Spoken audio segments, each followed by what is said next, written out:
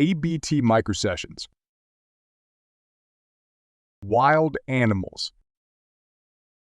Vocabulary. Wildlife. Habitat. Endangered. Predators. Prey. Herbivores. Carnivores.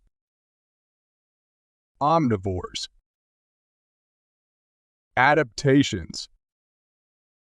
Conservation. Let's read.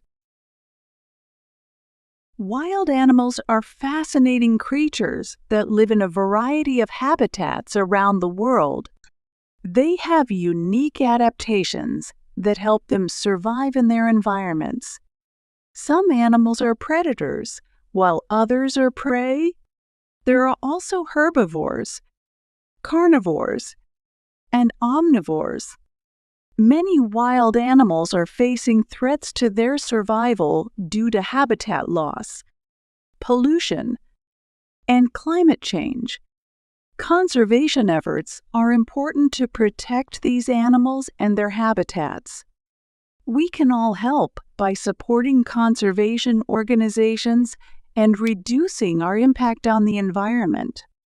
There are many different species of wild animals, each with its own unique characteristics.